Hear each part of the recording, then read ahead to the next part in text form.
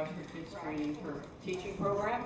If my voice fades at any time and you can't hear, Zachary, you're the farthest away, just wave at me madly.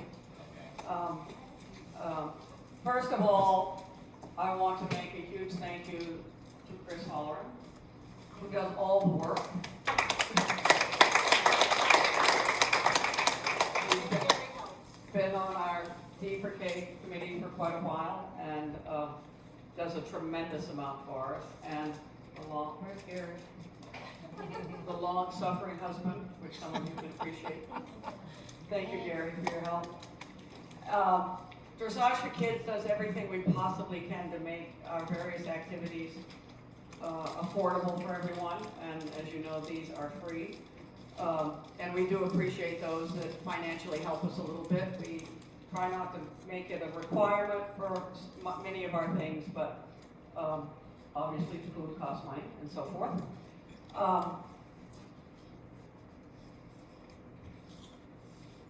The handouts that you may have picked up are just some things that I have written or done something with. The analogies are actually come from you all, the Dressage for Kids Training for Teaching phrases and analogies.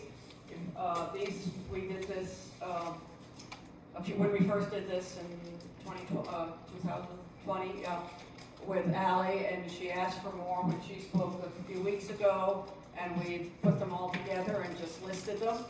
And as I wrote at the bottom of that, and if anybody has anything to add, you have my email address there, and we'll just keep adding. I think it's kind of fun to have this list. A couple of them make no sense to me, but I bet they would if someone explained them. But I think there's some very clever things there. The questions for riding instructors to ponder. I wrote that article years ago for some magazine, I don't even remember. I've updated it slightly. It could use a lot of updating. And again, I don't feel any proprietary feelings about them. And I would love to make it from Dressage Training for Teaching. Anyone has any suggestions? I would love for you to send them to me. The Code of Professional Responsibility, I actually stole that and adapted it from the USEA, Eventing Association. The USDF has one, but I kind of like theirs better, so I stole that and adapted it somewhat. And then the agreement between teacher and student is just, I was bored one day and I wrote that. And again, I would love for additions or thoughts. I really would like to make all these things part of this group and not so much mine. Also, before I forget, I use with my students, my regular students, I have what I call the goal sheets. I have long-term goals for rider and long-term goals for horse. Some of you have seen this. I think we sent them out when we were doing this in 2020. I'm more than happy to share them. I'm more than happy for you to steal anything you want from them, adapt them, whatever. You just have to send me a note. It's easy for me to send them out. I also have a short-term goal sheet that, for example, when I do clinics, I ask them to do the long-term goals ahead of time, and they give them to me before their lesson. And then for the second day, usually it's 2-day clinics, for the second day, I ask them to fill out the short-term goals from their first lesson, and I look at it just before their second lesson. And it's just my effort to get people to stop and think about their riding, what they're doing, what they can do, what they can't do. My very favorite question on them is what have you been working on all year that you should have fixed by now? You know, look up, keep your head up, look ahead, don't put your head down, look between your horse's ears, you know, whatever. But I'm happy to share those. You just have to ask me. It's easy for me to email them. One thing where I just 2 days ago we were supposed to have one more session, had our last speaker say she has to leave Florida for some health problems. I honestly don't have anything set up for our last session that we had planned. If somebody has a brilliant idea of something we can do in person, I would be more than happy to entertain it. But I'm also going to start doing something I wanted to do, and these are going to be extremely informal. They're going to be sort of later afternoon of some days, and that is to have a rider and an experienced instructor, and have that person with a small group, it's going to be a small group, have that person talk through what they're seeing when they first see a student. What are they seeing?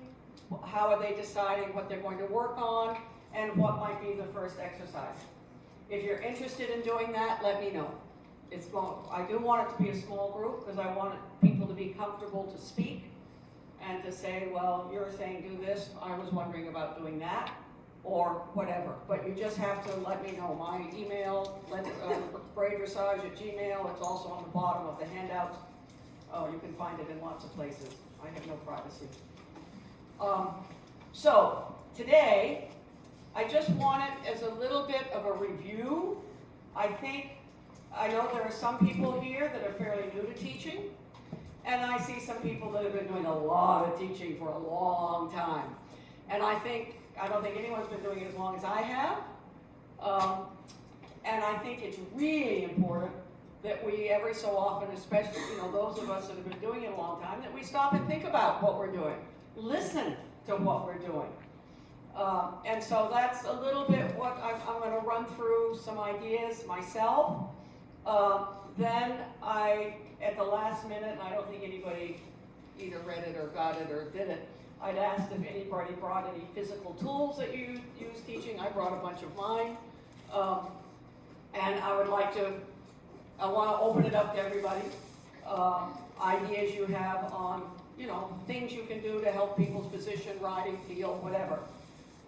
So we'll do that a little bit at the end. And I'll stop a few times. I want input from you. I certainly don't have everything that needs to be said. And again, I want this very much to be a group thing. So, back to the very beginning about things we should be thinking about teaching. Being on time. That's probably one of the first things. Being properly dressed. What does that mean?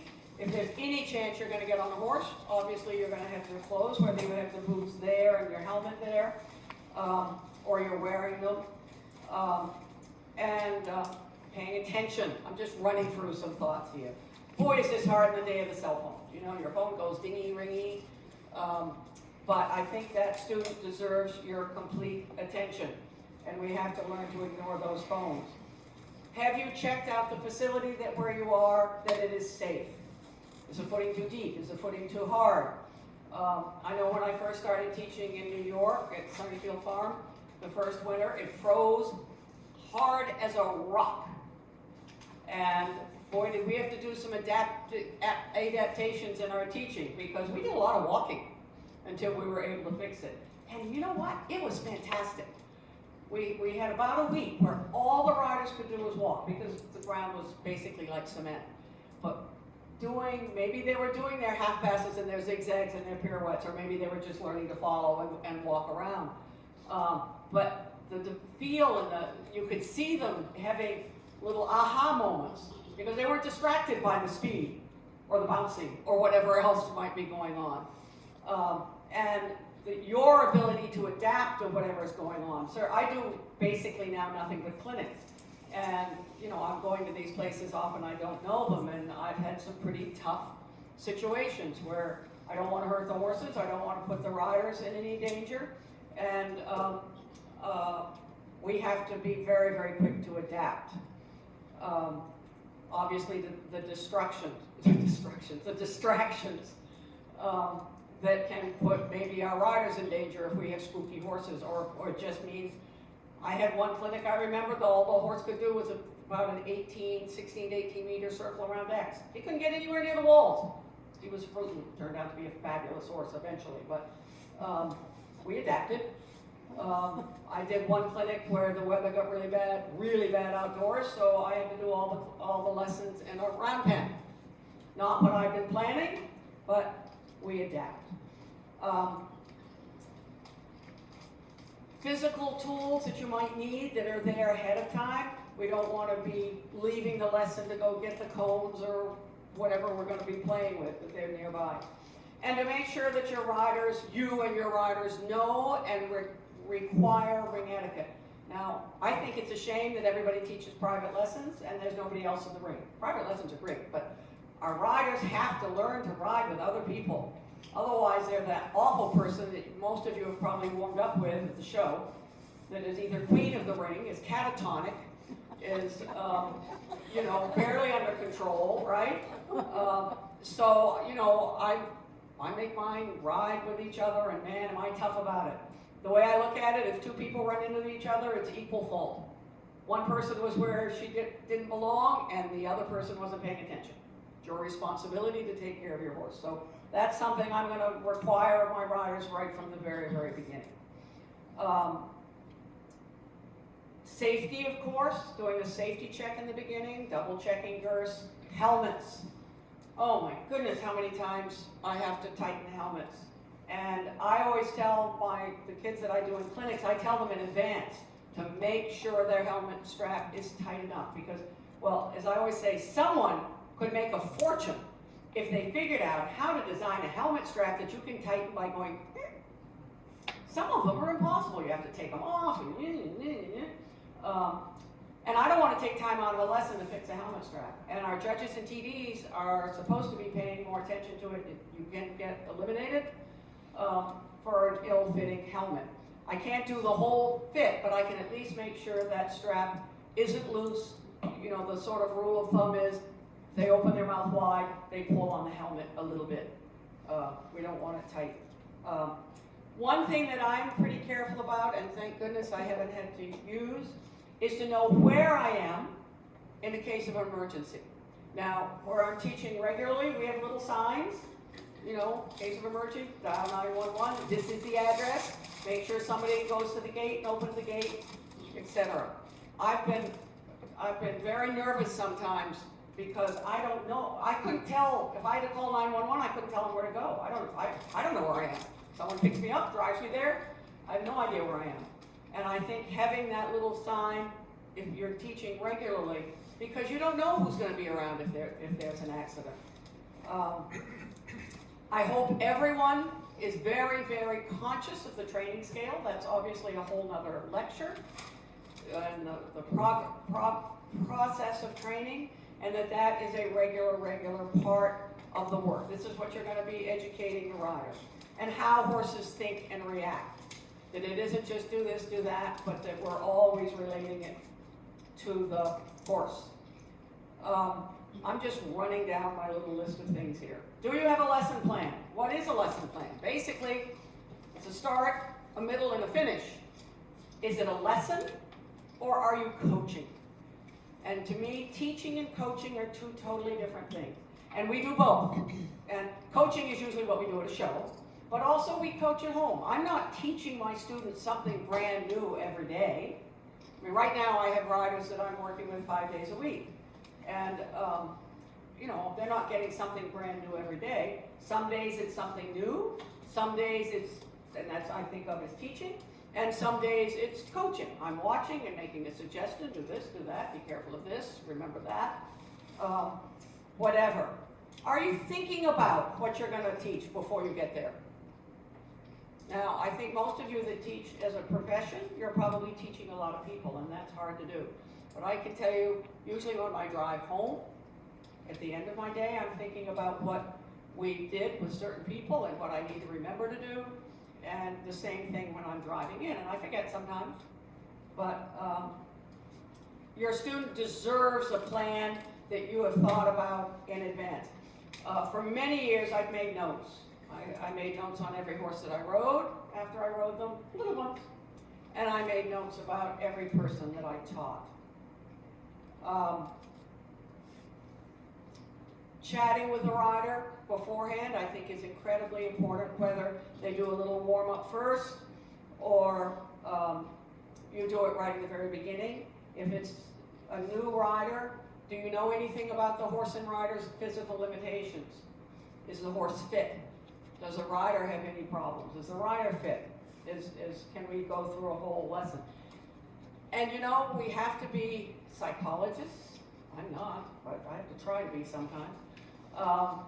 How's their day going? You know, you learn to read faces to some degree, although I have to say there are some students that come in, they always look miserable. That's their normal face. And I've learned that. And some of them can smile for even though disaster has struck their family or whatever. Because how their day is going and how they're feeling is definitely going to make a difference on how good a student they are. I always ask, particularly when I have a new student, what do you do best? They always start telling me, well, I have trouble with. No, what do you do best? And it's always amazing to me how many people, they don't think about that. What can you do? And a lot of people are out there working on what they do well, because that's more fun, right? It's more fun to do what's easy. But what do you do best? Do we need to work on that? Is that something we do a little warm up? We use that as a reward because it goes easily, as well as what do you have difficulties? What did you do in the last lesson? I always ask, you know, I taught them yesterday. I'll still say, okay, what are you bringing from yesterday or last week or whenever the last lesson was? And if they can't tell me, either I'm not a good teacher or they're not a good student. And I'm the first to say that no matter how well you teach, the student has a huge responsibility to learn. It's also, I think, our job to help them learn how to learn, how to think about it, how to think about the horse, how to think about what they're doing. They have that same responsibility when they're driving away from the stable to be thinking about what they worked on, or when they're cooling their horse out, or whatever, and when they're on the way there, that's being a good student. That we have a plan for that lesson, I think I've already mentioned that.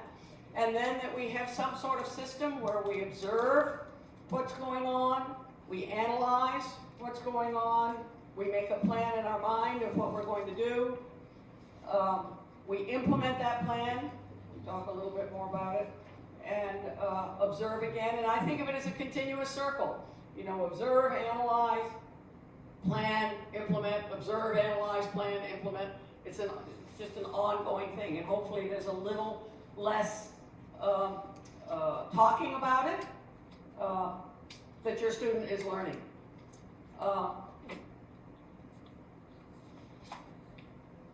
Some things that I tend, well, one thing, and Allie Brock and I disagree on this. She often will say, does that feel good? Does that feel right? I tend not to say that. I'll say, tell me how it feels. Tell me what you think. Tell me, was your horse parallel in the leg yield? Tell me, is he halting squarely? One of my pet peeves, that nobody learns that. Look, I want them, to me, and I know I was that way, if you said, does that feel good? I'd say yes. You know, it's very agreeable. So I always try not to have a yes/no answer when I'm talking to them, whether it's as they're going or maybe when we're analyzing at the end. And again, making sure that they know their strengths and that you acknowledge their strengths, that there's an understanding of why something is happening. Is it a rider problem? Is it a horse problem? Is it a training scale problem? We don't have the basics there. You know, when you, the rider, do this, your horse does that. Is that a good thing? Is that not a good thing? Sorry, I'm getting distracted. And that we always have what, why, and how. Now, one little game I play with myself, I don't know those of you that have taught for years and years and years and years and years, some days I make sure that I can say why for every single thing I say to my student. Change direction across the diagonal. That's something we say a lot. Why? Why change direction? Why across the diagonal? Why did you decide that? Do you have a reason? Or is it just coming out of your mouth? It's easy to do. And then, along the same lines, there are the days that I make sure I say how for everything. Put your heels down. How do I put my heels down? What do I do with my body to get my heels down? You know? Make your horse a little rounder. Pull more. Why? How? Not only why, but how. And again, I think I did this when I was riding too. I would have days where I just entertained myself. How many different ways can I do a leg yield? How many different shapes can I make my horse? And I now do it with the students. And sometimes I'm saying it out loud, and sometimes I'm just making me say it to myself. I don't mess with their brains by saying why I'm telling them to go across a diagonal every time, but sometimes I do. And then what, why, how, and when. When are we going to do this? What are the prerequisites? If I'm teaching them something new, what are the building blocks? I think of the building blocks to build it up, and then when I'm having trouble with something, I think of it as peeling the onion, peeling the pieces back until I find where there's a little something that isn't working. So let's think of a leg yield. We're going to introduce leg yield. So we make sure the rider knows what it is. Ideally, if someone can demonstrate it. If you don't have a horse and rider to demonstrate it, you can maybe demonstrate it yourself on the ground. But before we ask the rider to do it, what does he have to be able to do? He has to be able to walk. He has to be able to halt. In other words, he has to have a little go and whoa. To me, he has to be able to almost halt. That's one of my phrases, almost halt. It becomes a half halt. But let's face it, if you have a rider that's kind of on a sort of loose rein, kind of sort of contact, you know, they're still learning their diagonals. I'm not going to talk about half halts, that's for sure. I'm pretty careful when I use the word half halt. And I don't, you'll hear me do an entire clinic and never use the word half halt because I don't have riders at a level that I feel can truly half halt. It's a little distraction. They should have some sort of contact with the horse's mouth, not riding on a loose rein. Can they do a turn on the forehand? In other words, does the horse move away from the leg? Can the rider move his leg back a little bit and have an understanding of moving the haunches over? And then maybe we'll do a little walk leg yield. But do we have all of those pieces before we start so that we're setting our rider up for success? Then, vice versa, we have a rider that's, you say, okay, you know how to leg yield? Yeah, good, okay, show me a leg yield, and nothing happens. They just went down the middle of the ring. So, okay, let's try a turn on the forehand. Does the horse understand moving away from the leg? Okay. Tries to turn on the forehand, the horse just walks off. So we've got to make sure we've got enough of a rein contact and that we can stop the horse when he tries to walk off. So again, I'm going backwards to find the piece that's missing. And whether it's a leg yield or a canter pirouette. Can I tell you how often I've worked with someone with canter pirouettes or piaffe massage transitions and I have to go back to walk halt. Your horse doesn't stop when you tell it to stop. Can I tell you how often that's the problem? Sometimes if they don't go when you tell it to go, and very often if they don't stop, I mean maybe eventually they stop, but that's not what we want, is it? So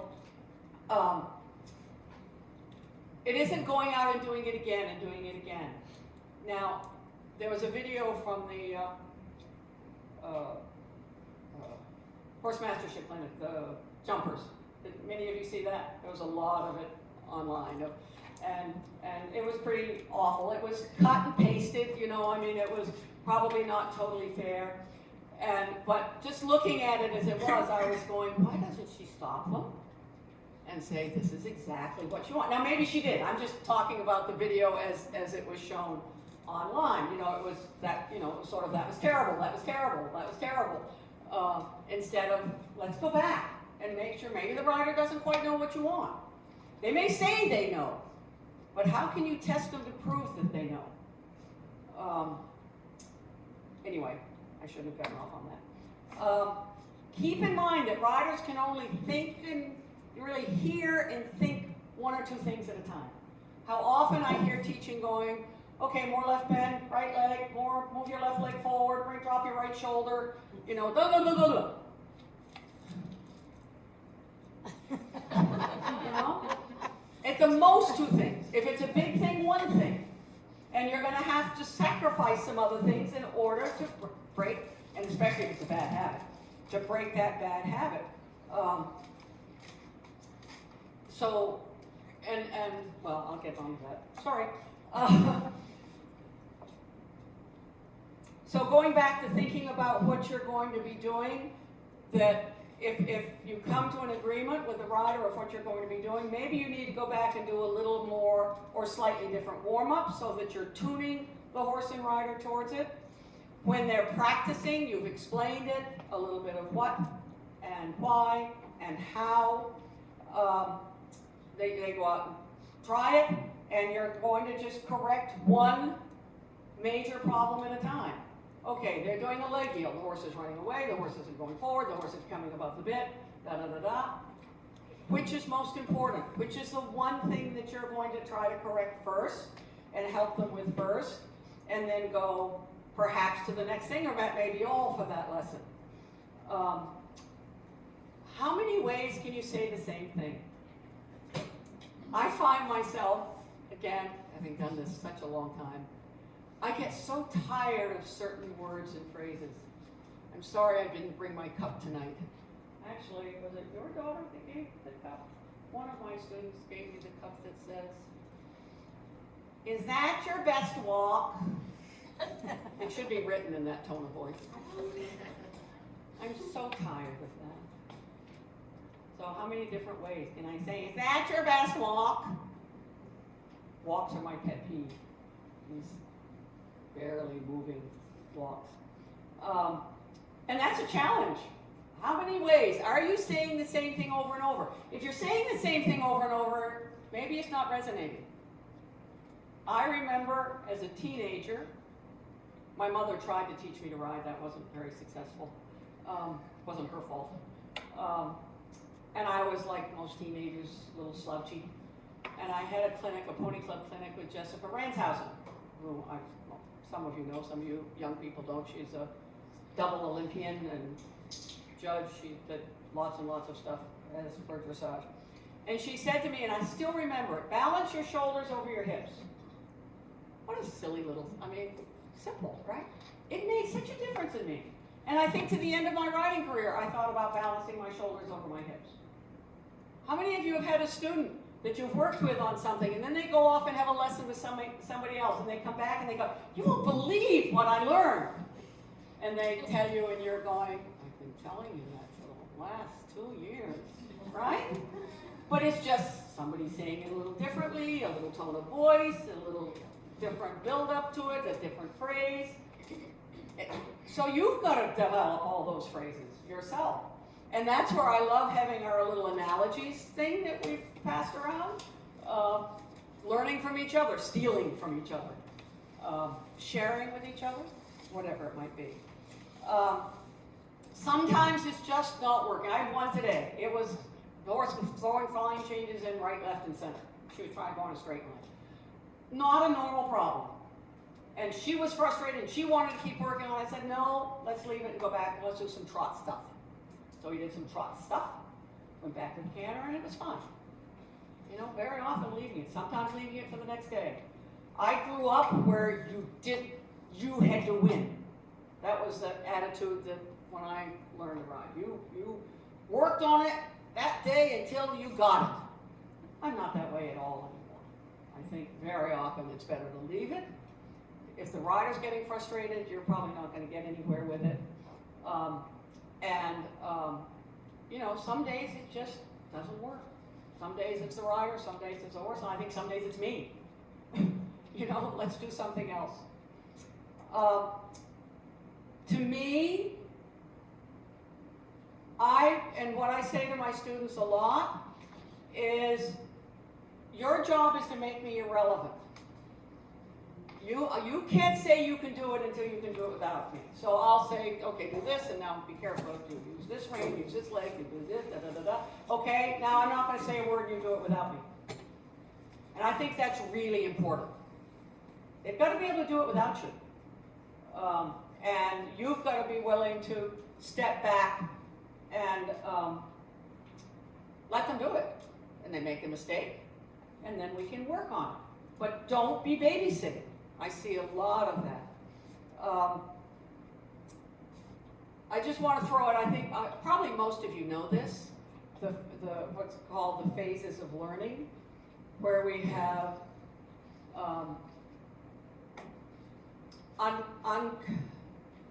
unconscious incompetence. We don't know what we don't know. Conscious incompetence. We know we don't know it. That's the next step.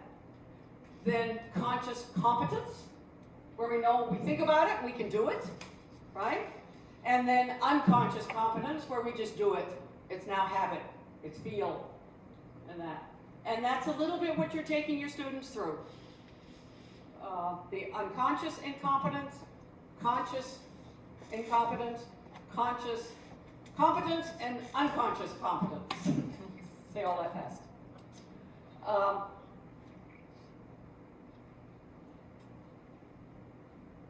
The next lesson, I very often say, what did we work on last time? And I make my riders, I'll come up and I always ask, the ones I work with regularly, I always say, what would you like to do today? What's your plan for today? Sometimes we do what they want to do, sometimes we do what I want to do, but I at least want to know what they're thinking. And when they say, I want to work on what we did yesterday. What did we do yesterday? Put it in words. And what exactly are you going to do? I want to work on my shoulder and left. Okay? What's the problem with shoulder and left? Okay? How are you going to fix it? Did she learn anything from me yesterday? If she can't put it in words, probably not. So I'm always asking them to put it in words. And then if they want to work on that shoulder in and they basically know what they're trying to make better, that's when it's more coaching. And you're saying, yes, that was better, be careful of the left rein, be careful, a little more outside leg back, whatever. You're not teaching something new, but you are working to improve it. So a few basic things about being a riding instructor. First of all, I hope everybody has first aid training. Hopefully you'll never ever have to use it, but I think it's important that we all know what to do in an emergency situation. I just got a little list here. Nowadays particularly, it used to be riding instructors come up and grab your leg and say it wants to be here. Now we have to ask permission to touch them, right? Language. I am old-fashioned and I don't like bad language. I think particularly if you're working with young people, you are a role model, and I think we need to be careful of that. Your ability to maintain discipline without getting rid of the sort of fun and enjoyment of the whole thing. But horses aren't very safe, let's face it, especially the good old boy that we trust too much. They trust too much. And I think, I tell my group when they first come down here that I'm going to be on their case about safety and leading correctly and mounting correctly and, doing everything the very safest way. I don't care if they know that their sweetheart, whoopsie-woo, isn't going to do anything. I want them, if they're going to do something unsafe, it should be a conscious decision and not a habit. Because you're not always going to have your sweetie heart, whoopsie-woo, horsey. And so, to me, that's one of my responsibilities, is to make sure that my riders are safe in every area that I can help them. Can I tell you how often I have to correct somebody's mounting? Who's not teaching riders how to mount? Drop the reins on the neck, they take the whip goes over the horse's butt, they swing their leg over, they go kablam down on his back. Don't do that in front of me. Anyway, I hope you're teaching your riders how to mount nicely and correctly and safely. Patience. Boy, is that one of the tough ones, huh? There are times that we'd like to wring somebody's neck. Sometimes it's a horse, more often it's the rider. Sometimes I have to take a deep breath, think about my little picture, my little get calm Lendon picture is something I saw in Alaska, which was a pond with a little iceberg in it floating around. That's my stay calm picture. Hopefully we all have something sort of like that. And perhaps this is time to mention, I started teaching when I was a teenager in Pony Club, a young teenager in Pony Club, and was really teaching professionally when I was 16, 17. And, well, first of all, my instructor, who was Michael Poulin, used to say what a good student I was. And I thought, yeah, I'm a good student, I win a lot, must be a good student. And it wasn't for a long time of me teaching really badly that I realized other people weren't like me. I have, and I take no credit for it, I have this burning desire not to be told the same thing twice. You tell me I'm going too slow, the next thing you're going to tell me is I'm going too fast. You tell me I have too much pen, the next thing you're going to tell me is I need more. And I thought everybody was like that, you know. I didn't think about it. I just took it for granted. And when I had to say the same thing to somebody over and over and over again, it was really frustrating. And I let my frustration get in the way. And it took me a long time to realize that not everybody did it like I did it. Another thing that it took me a long time to realize was some people just write for fun. They don't have burning ambition. You know? I didn't have burning ambition, but, well, I had burning ambition to get better. It wasn't to compete, but to get better. And I've been teaching a long time when I had a pretty good business in Bedford, New York, which is a suburb of New York City. And I had a lot of sort of amateur ladies, a couple of amateur gentlemen. And I realized that for some of them, it was a little like going to the gym. You know, you get up, you have your breakfast, you have your smoothie, you go out and walk your dog, and then you go and you ride your horse, and then you go and you have your nails done, and then you go to lunch with the ladies, and then you go to the gym and you do, you know, the same exercises that you've been doing over and over and over. And once I figured that out, I was so frustrated with them for a long time. Once I figured that out, we had a blast. When I realized that, you know, it was just, they loved their horse, they loved to ride, but that was really it. They, you know, yeah, they wanted to get better, but it was going to kind of happen rather than them pushing themselves. And it made me teach, once I figured that out, it made me such a better teacher. And I love them. I love teaching those people. It's so much fun. But why is your person riding? And that's where I think the goal sheets help a lot. Whether, you know, if you were at the panel discussion where Ashley Holzer was talking about before competing, you know, she has a meeting with her people, exactly what do you want, exactly where are we going, you know, what's the goal, sitting down. I think this is, I mean, that's what I did when I had those times. We sat down with them, sometimes just once a year, but it just gave, sometimes I was surprised at what their goals were.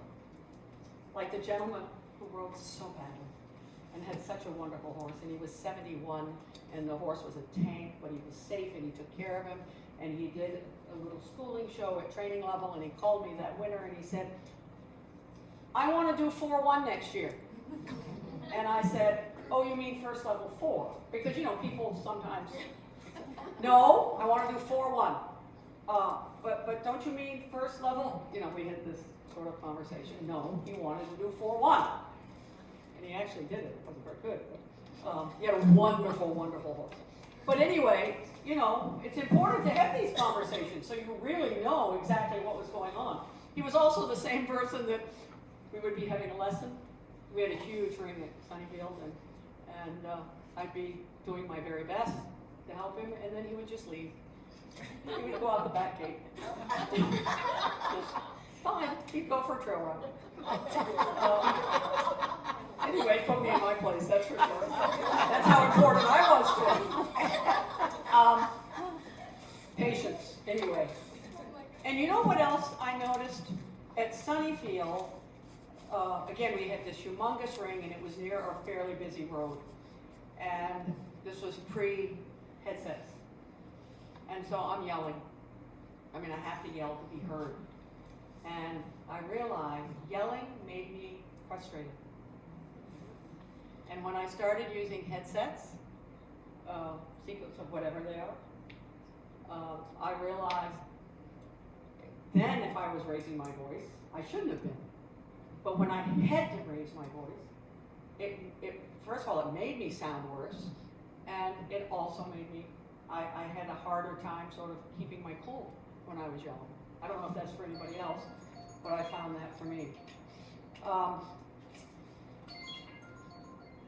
You can answer your phone, I don't mind. Be careful. I find a lot of people talk too fast and too much. Listen to yourself. Okay, first of all, are you talking so fast I can't understand you? And are you giving, if your rider is listening to you, they're not thinking, and they're probably not feeling as much. You've got to give them time for it to register. And I think that's something that's very easy for us to get into, which is talking too much. Let them do it. Let them think about it. Give them a moment. Give you a moment.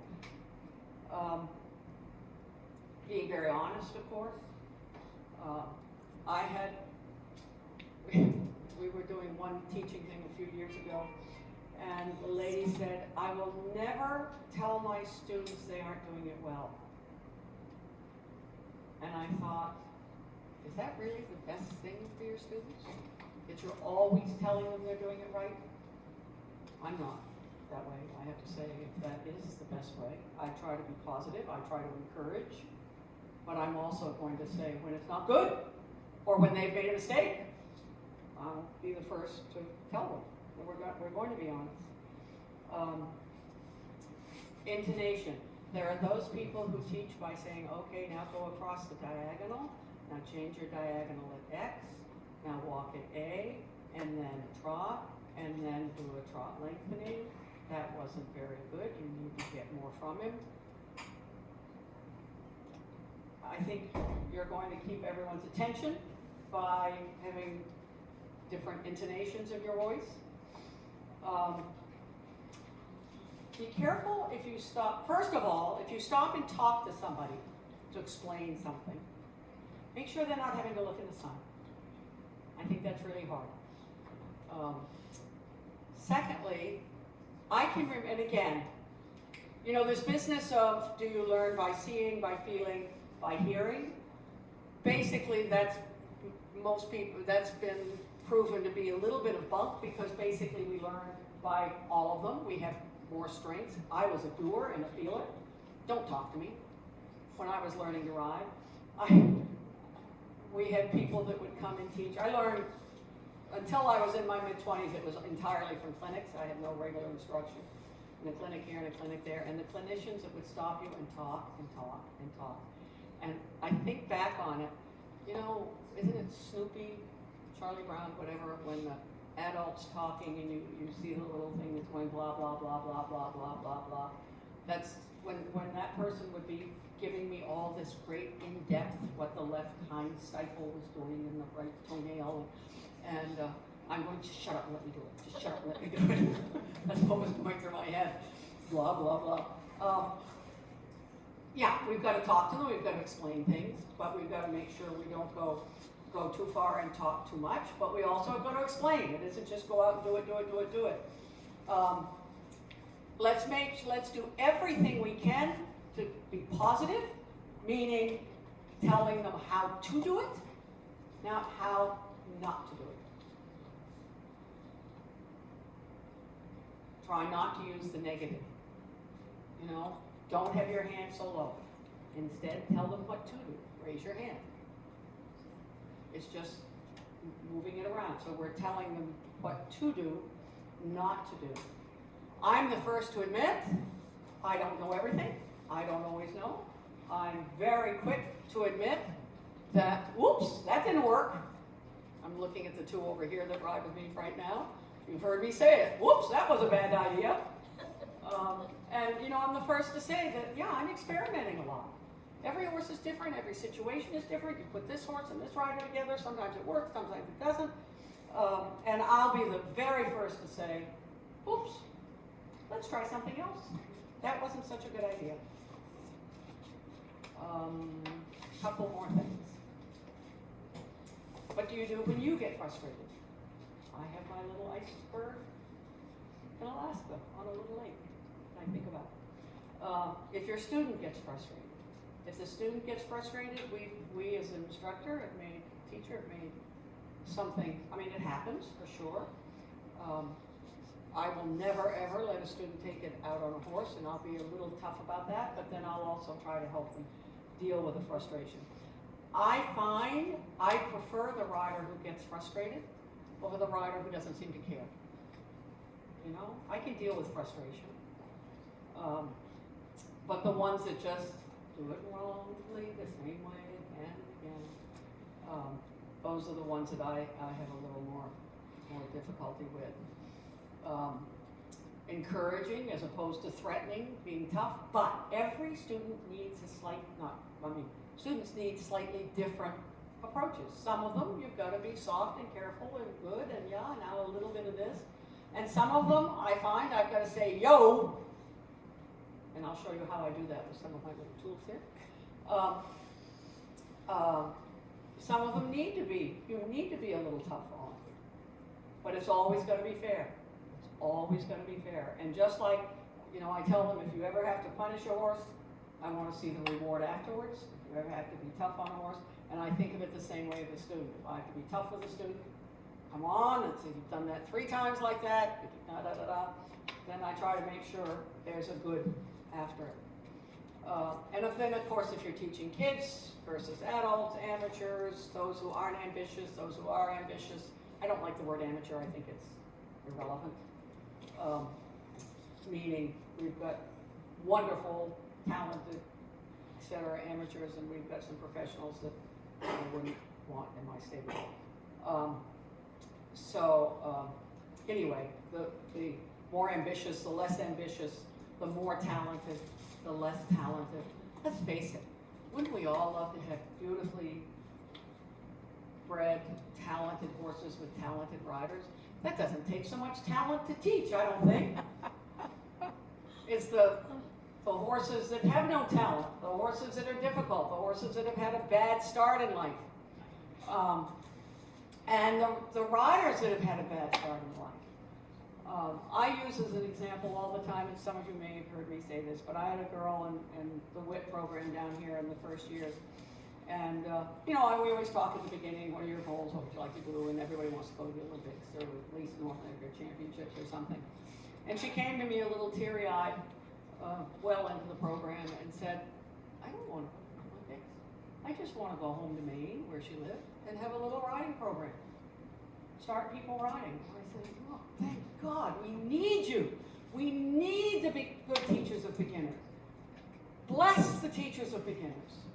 I mean, they're the ones that give our riders a good start, so that when maybe you get them, you don't have to redo everything. And the same with the trainers of young horses. We need those people, so I don't want anyone ever to feel like I just teach beginners. And along those lines, the second story I tell a lot is an instructor who called me, this was many years ago, and said, I have a rider and I've taught her all I can. I think it's time for her to come to you. She's 9 years old. Well, she was super talented, and she became the youngest North American young rider champion, and she's now a trainer of Grand Prix horses and riders and so forth.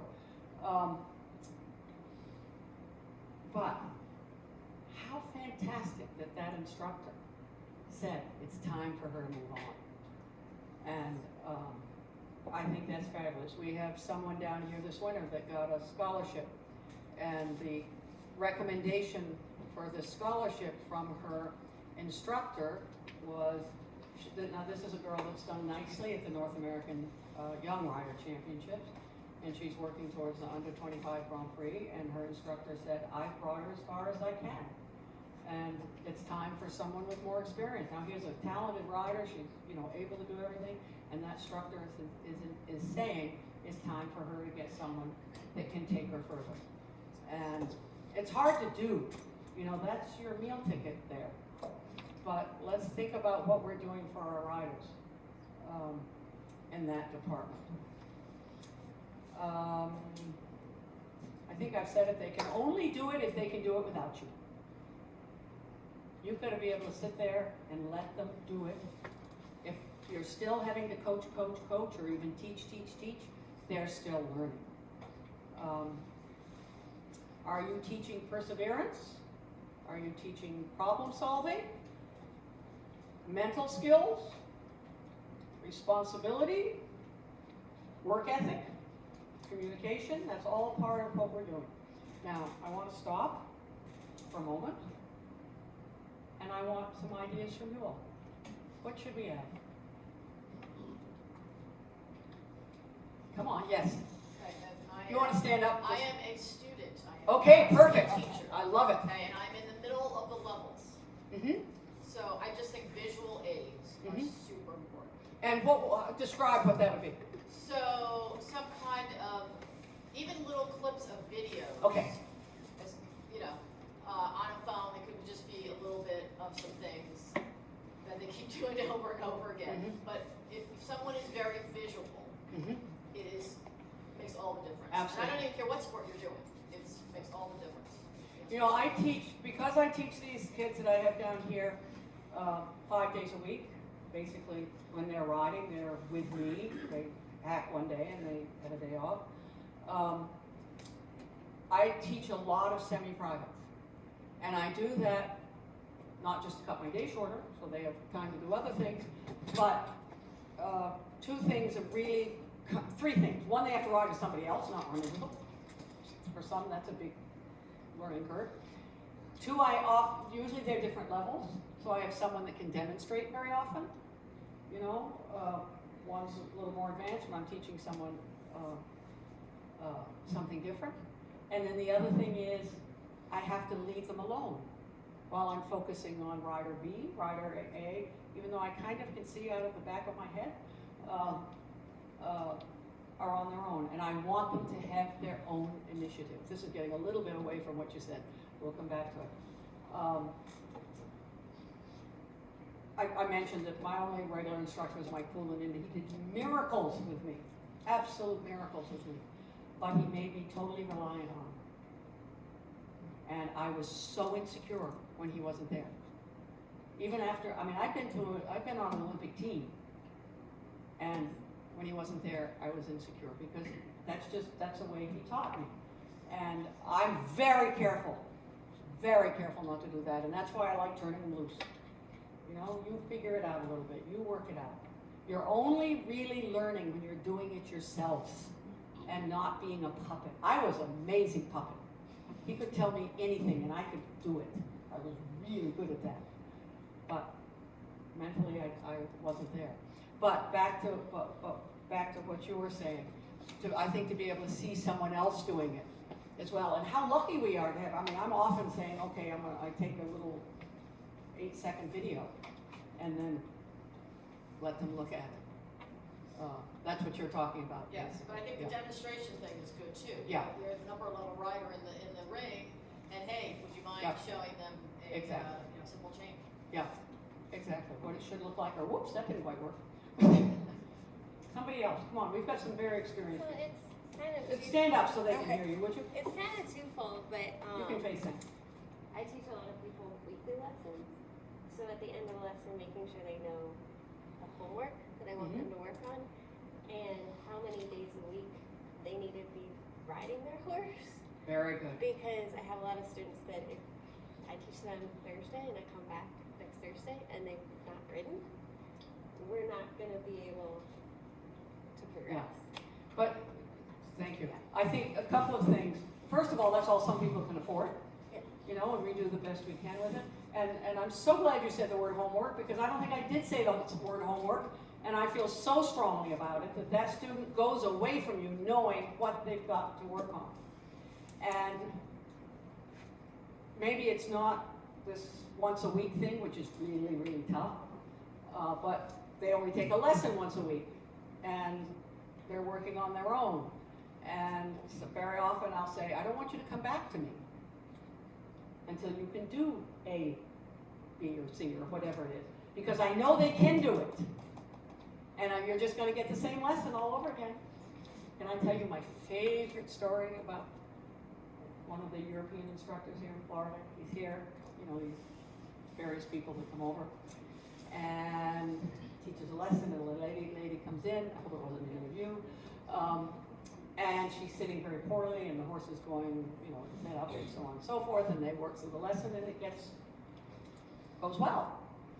Everybody feels good about it. It goes away, and a few weeks later, he's teaching in a different place. The same lady comes in, and the position is terrible, and the head's straight up in the air, and he thinks to himself, well, I've got this. You know, we fixed it last time, so he starts out doing the same thing that worked last time to get through this problem, and she stops, and she says, no! I've already paid for that lesson. I want a new one. Now, before I ever heard that story, I had said to people, you know, you've already paid me for that lesson. You know, don't you think that sometimes? And this is where it becomes the responsibility of the student. You know, we can only do so much. And we've got to be adaptable, and we've got to be clever, and we've got to have different ways of doing it. But the student also has to take responsibility. And how do we get them to understand that? Yes? I encourage my clients to, and actually at Christmas I'll give journal books. Can you hear back there? So at least everybody's got a journal book, because I teach adult amateurs. They only ride once a week, maybe twice a week on my lesson horses. So they don't have time during the week to teach. But if I can at least supply a journal book or something, and I make sure that everybody, especially people just starting off, it's a lot of information. There's a lot of things they have to think about: their posture, their body, what we're wanting from the horse. So as much as they can write down notes, so at least, and they do, they go back and check. And I think this is super, super important. The idea of journaling. To me, and I tell my kiddies over here, you are not, if you're ambitious about what you're doing and you're not writing notes after every lesson, you are not doing everything you can to become the best that you can be. It's a proven fact. First of all, it's a proven fact that if you write it down, you're going to remember it something like 80% more. Didn't Laura King talk about that? Yeah. It wasn't very much. Yeah. you don't retain much. And the thing I find interesting that it's been proven that if you write it, you'll remember it better than if you type it. You know, you put it on your phone. I find that interesting. I have no idea. I just read it. But, and I always say it doesn't have to be a paragraph. It's just phrases. It's phrases, things you've got to remember. And you do it right after your ride, or you know, right after you're done at the stable, whichever. I used to, back in the dark ages, when I was riding, I would go to Mike's with 3 or 4 horses. I was an hour plus away from him. And as I drove home, I rode back to back to back, my horses. As I drove home, I had one of those little tape recorders. And I spoke into the recorder all the things that I needed to remember. And I was amazingly faithful every night. I'd transcribe it. And so I had to think about it as I spoke into the tape recorder, and then I had to think about it again as I wrote it down. And I think that is huge. And there are lots of, or quite a few very good equestrian, even dressage journals out there, or just a notebook. And that's where I mentioned the goal sheets that I give out to my any of the groups that I teach. It just makes them stop and think. Stop and think. And I find so many people don't do that. So whether it's us, I think it makes me stop and think about my students when I look at the goal sheets as they figure them out. And maybe the next thing we should try to write is a goal sheet for instructors. It's a little bit the thing I handed out, the questions for riding instructors. I hope most of you will take a moment to, as I say, have a glass of wine and sit under a tree and think about it. Yes, who else has something to add? Yes? It's probably saying what all of you said in a different way, but along that same line you were just talking about, at the end of every lesson, have the rider repeat back in a positive way, and also very short sentences about, or not even just words of the main themes, and making sure they get it in the right order, and they can just go like 1 to 3 things that are important to write down for the next day. And what they're going to do better, when they come to see me again. So I don't have to say the same thing all over again. What other hands? Yes. Speak loud, use your teaching voice. We can't say that anymore now that we have headsets, can we? We added in the sports psychology aspect this year with, on a casual basis with a couple clients that are psychologists, and casually having community chat about the ups and downs and how to handle it, realizing that everybody's in the same boat. And that's been huge for my adults. A lot of recreational riders that ride once a week or maybe twice a week, and they don't realize that everybody else is having the struggles. They just see on social media the happy bits, and it's been very helpful. How much I appreciate the few people that put on social media the disasters they've had. You know, I went to the show and he was a raving maniac, or, you know, whatever. So many words. Yes? It's really hard, but being open to criticism from your students and clients to say, and then figure out a way to talk about what you as an instructor may have done incorrectly or not been empathetic in that day, that is really, really hard. How can I teach you better? You know, that's a question I ask sometimes. Anybody? Yes? I'm just a student, but when I'm going through kind of a rough spell with one of the horses, one of the more helpful things that my trainer has me do is just when I'm done riding and I'm decompressed and everything, is just go back and watch my videos from 6 months ago or a year Thank you ago for reminding or me. 2 years ago, and 99% of the time it looks better. Yeah. And that's what I love about the journals too.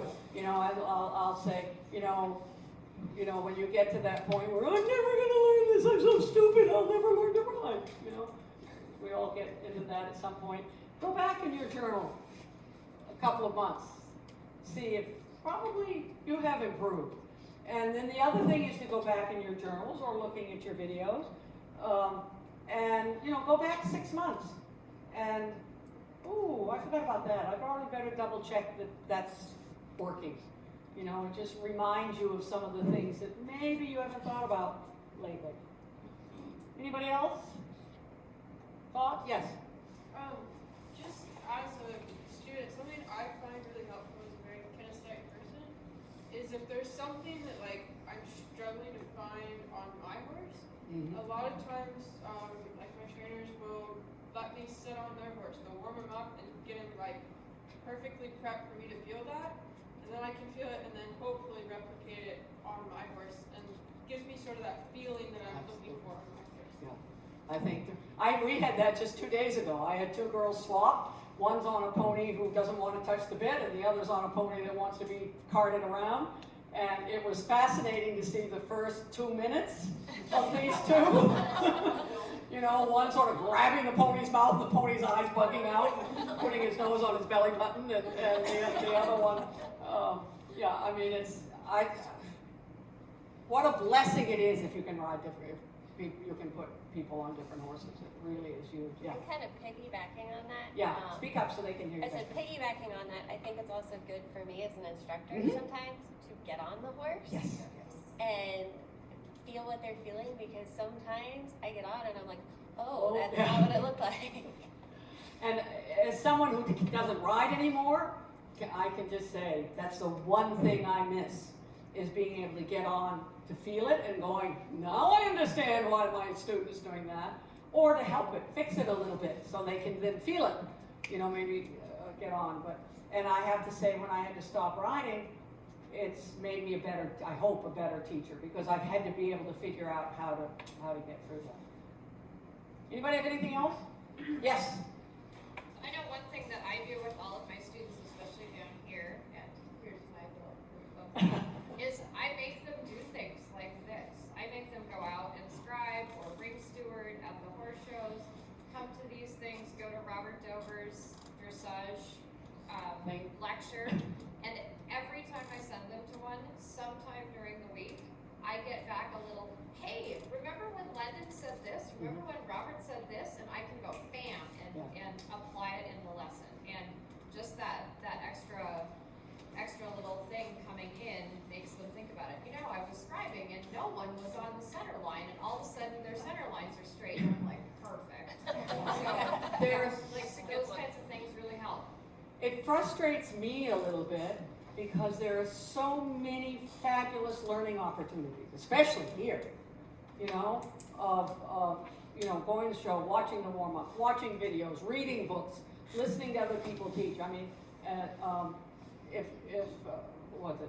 Ashley, somebody said in one of these programs this month, about going and sitting at somebody else's, where somebody else is teaching. If they won't let you sit on the sidelines and watch them teach, you probably shouldn't be going. I mean, they're not somebody you want to be watching teach, because pretty much everyone would say, fine, just, you know, sit there and watch and listen and develop your eye and listen to the words and put yourself, and what I did is I was learning, I sat hours and hours and hours and hours and hours in the Poolins indoor arena watching Mike and his brother teach. And my goal was that I could think of I could say it just before they said it. In other words, I learned to see what they were seeing, and then I could say it before they said it. And to be able to go to other people, watch them, and think of it that way. Can I see what they're talking about? And now I'm seeing it as quickly as they are. There's so many opportunities to learn that I think people aren't taking advantage of. Anybody else? Yes. Yeah. I encourage my riders to get assessed by a physio or chiro. Ah, good point. When they start with me, and then I usually work with them in addition to like the horse, because I have like a interest in pre-vet and biomechanics. So anything I can do to build exercises in to encourage like straightness, even tracking, muscle development is really important in my program. So that's something Really good. I really strongly encourage, and it's so interesting Yeah. because I find out, oh, I have a little bit of scoliosis, Yep. or oh, I'm really like fixated in my right hip, so I can't canter as well, or oh, you know, even like the horse is like really like low in the left front shoulder, and so I build that into my program with my students. Which is another one of those wonderful opportunities we have. Okay, I wanted to, did you raise your hand? No, okay. I wanted to just briefly, because we're sort of running out of time, talk about some of the tools that you use. Who wants to tell me something? Yes, So you gotta yell, I'm old. I use these type of glasses that Stand up so everybody can see. This is great. So for me, I use these glasses that when you put them on, it's so that you don't look down when you're riding, because they cover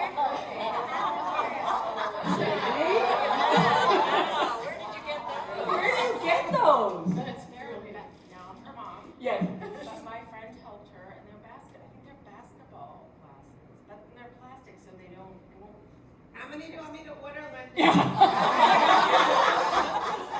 Do you know where you got them? I feel like they're Amazon. Okay. Basketball. You're on it, Chris. They're so great. I mean, of course, if you work really hard at it. Oh, yeah. Can yeah. I see them? Yeah. I told her to bring them because she said something. Perfect. Anybody else? Even if you didn't bring something, can you describe it? Oh, wow. Yes. That's pretty cool, yeah. Go ahead. I will make my riders take their gloves off and put it underneath their elbows. Okay. When I have riders Yeah. that will not keep their elbows, I will be like, take your gloves off and stick them under your elbows and make it all the way around the arena without dropping them off. I carry these with me. Same basic thing. Whether it's the rider that sticks their elbows out or you know. There's here, multiple variations. Yes. Okay, what else? Yes. I have, I'll tell people to grab at home, like a cup of coffee Uh-huh. or water. They can do it with water. And feel like when you're holding your cup of coffee, when you're holding the reins, you're not going to be walking, trotting, or cantering with your hands back at your belly button. You actually would want to be cantering with your hands out in front so that you're pushing the water away as opposed to spilling it. So you actually make them hold a cup? Yeah. Good. Well, I have a similar thing. Not quite the same thing. And mine is very expensive. A tack cleaning sponge. You cut a little hole in it. McDonald's or something. And I use this for riders that get down like this. Okay, or, you know, whatever. And the thing I like about it is it's spongy, So it discourages them from, you want to feel that sponginess. And if they're really bad and they're on a good horse,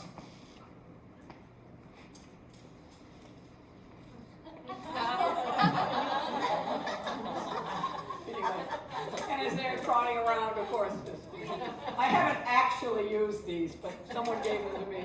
But I do use these a good deal.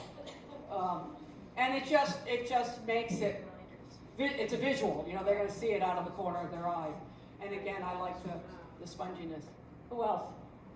Oh, come on, you guys have got some things. Annie, you must have some things. Yeah, my favorite is the Franklin balls. Those round. Do you have some? Yeah, those are I love. You want to talk about them? Come on up, Annie.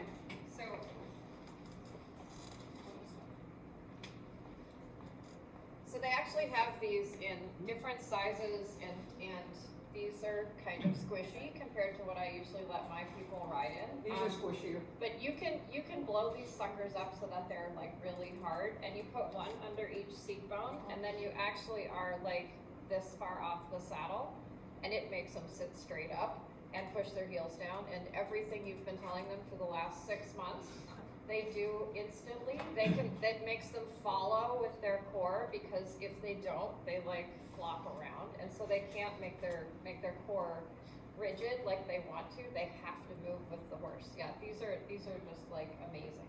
So you make them softer or you make them harder? Well, if you the better rider, you make them harder. For start with them a little softer. So then it's gonna roll less if they're squishy. Yeah, it's easier to stay on it. But when you make them really hard, then They have to sit in. You have to be totally perfect with your balance. But yeah, Franklin balls. And you literally you sit them on the horse, put each one of those balls directly under your seat and then make them run. Oh, I hate those. Yeah. Someone want to try it? Sit on the chair. I rode in them yesterday, and what they do is they help you put your butt all the way down in the saddle. Yep. Because once you take them away, that feeling of where you're supposed to be is instant. Right there. It's ingrained. Online. Order online. You can add them on Amazon. It also helps with riders that are have really bad asymmetry problems. Like me, I have a twisted pelvis. So for me to work, I ride with the red balls, which are really hard, but I put one under one seat bone. I do it once a week, every Monday on just while I'm warming up, and that resets me for the whole week. Who else has something that's been done to you or that's helped you? Yes. I use the straps, which I think Which you have, straps? the ones that center you, and you put it goes. These ones? These No. ones? Yeah, more like that, the skinny one. Okay. So it goes under the stirrup, under your boot, and then it goes to your opposite shoulder. I've seen that. And you wear 2 of these. Or you can also just use one. So yeah, I use 2. And this way you're balanced both sides. And it's really great for balance, that you're centered, very centered.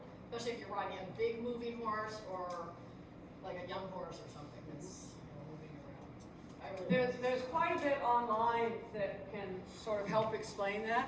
And generally the suggestion is that you don't stay in it too long. It sort of helps you find it. And they come different, different stretchinesses. Yeah. Right. Yes. I use a TheraBand that for clients that want to have their Like arms this here. one?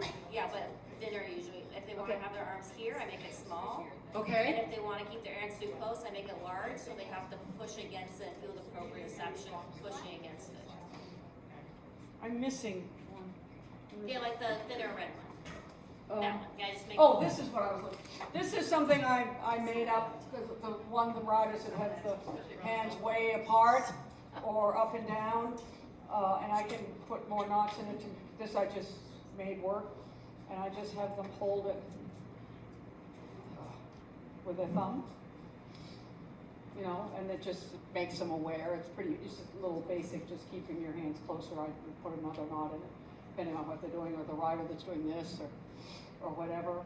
Or you can hook it under a bucking strap, which helps just, so many of us had trouble learning or have trouble, we're posting like this, and this prevents you from going up and down or whatever.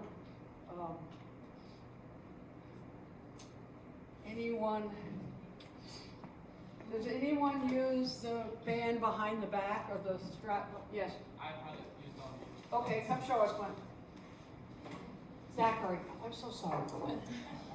I was just talking to Quentin earlier tonight. Show us what you did. So for me, I had to keep myself situated around here, Up there. and she put it under, similar to the other way, but she put it around my heel, the front of my foot to keep my heel down for when I would post up, so that I would feel the resistance and keep my heels down when I would have to go into the upward motion of the rising trot. So that was a complete circle, right? Yeah. Oh, okay, so not this. Yeah. Okay. Anybody done anything with this? Unisit? Well, I was just using the strap. No, this one goes all the way around the bottom Yeah, of the yeah, horse. that's a whole gadget thing. Yeah. I mean, I don't mean that negatively, but yeah. To just, you know, we all want to be pulling back. I know you all don't, but everybody else does. And something like this, some people use like a pole wrap and just having the rider make sure they're keeping the pressure on their back. In other words, they're reaching a little bit. Okay. Anybody have anything else? Anybody have a use for a whip? Yeah, I mean, this I think is something a lot of people have done. Usually there's a whip available, if nothing else. So, you know, this makes it obvious. Yes. I've also had it behind my back. This. And my elbows. Yes. Yeah. I'm a little against this. I've done it. I've had it done to me because it just makes you arch so much. And I don't want my elbows that far back. Yeah. But a lot of people have had it done to them. What else do we have? Anybody know what I use this for? Cavaletti. Cavaletti. Y'all know what they are? Young people might not. They're training potties. They're training potties. That's exactly what they are. But they're for Cavaletti. And because I clinic, you know, I'm driving all the time. I mean, I don't fly with these, but I do drive with them. I do have them in the back of my car, so whenever I open the back of my car, there's a little stash of them. But they work very well for Cavaletti. How much are they?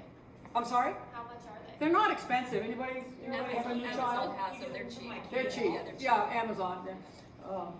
And the other thing that I travel with, because I'm flying a lot, and I hate it when I don't have cones.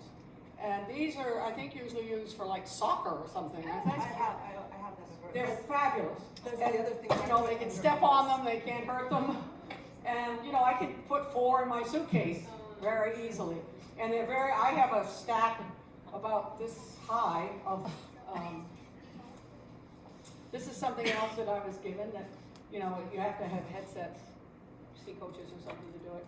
You know, if the whistle isn't working, then you can have, that you put into the headset, or it's also great for taking pictures, get the horse's ears. Now, one of my favorites is the balloon, and I did this 2 years ago, or 4 years ago, whenever it was. And this is about contact and connection, and the rider who's always loose on one side or doesn't quite have contact. And do not do this when it's cold because the balloons explode if it's freezing. I learned that the hard way. Anyway, I talk about this. So, what happens if I let go of the balloon? Anybody? It goes shooting off, right? So we can talk, but this is all, you know, don't get too technical. That we have some power inside this balloon, potential power. And the skin of the balloon is containing that power. Now,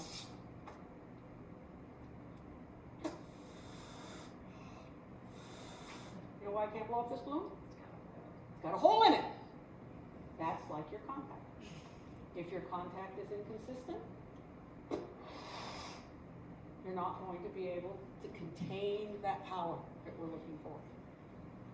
Okay, so then after I've done this, I'm often talking about be the skin of the balloon. It's spongy, it's not hard, it's not rigid, but it's containing. So those are my balloons. What else do I have?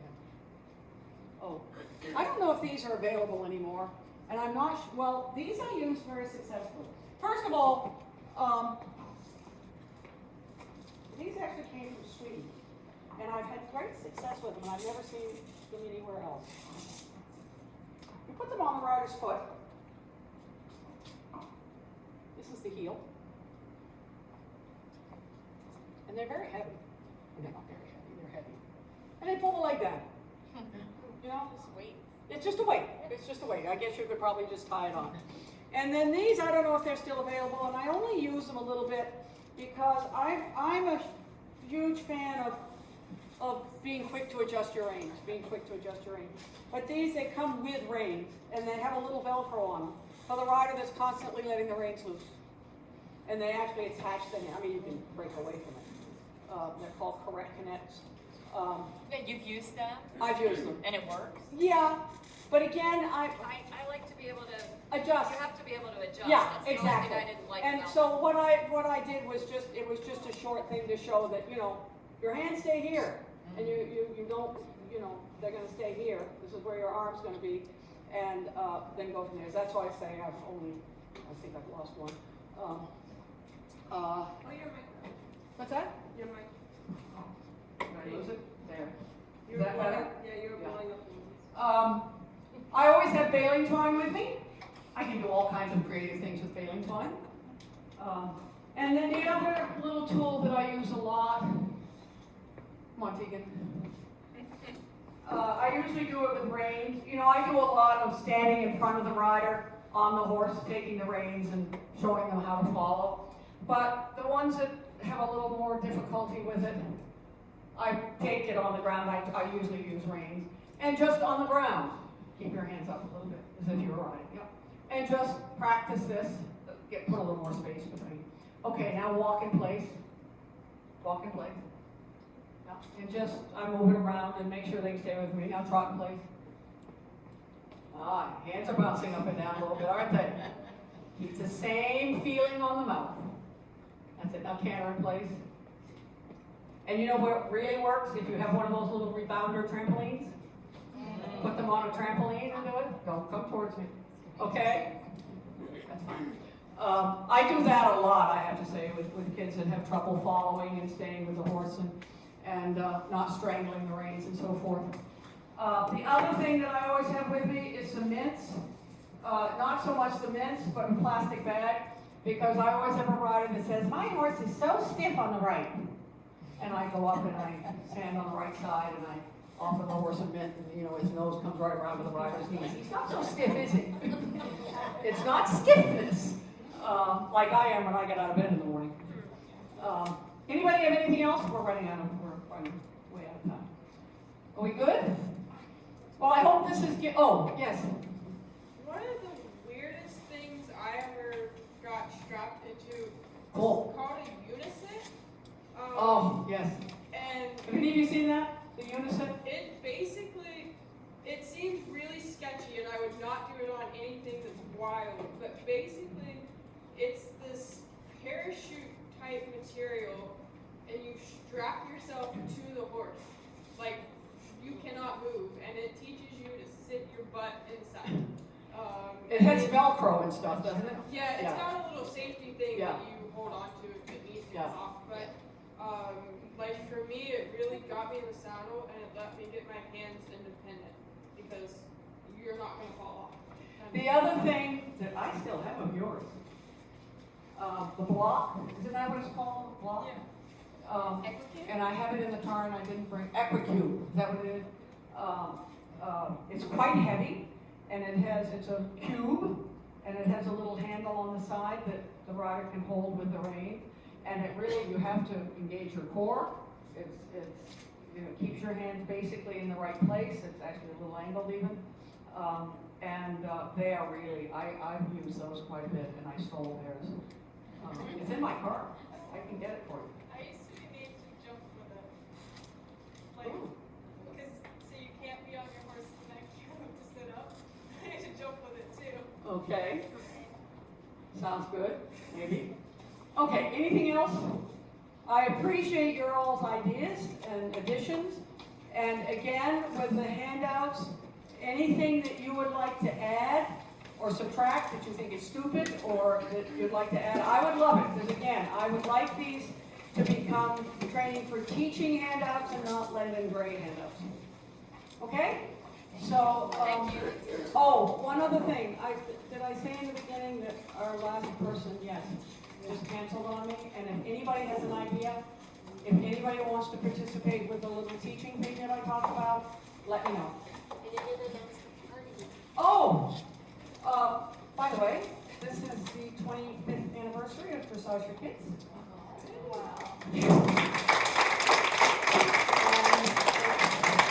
I just want to say that because of people like Chris, who have made it all possible, we know a lot of them that have done a great deal to make it possible, and we're having, what's the party? We're having an anniversary party. Tuesday, February 27th at 6 p.m.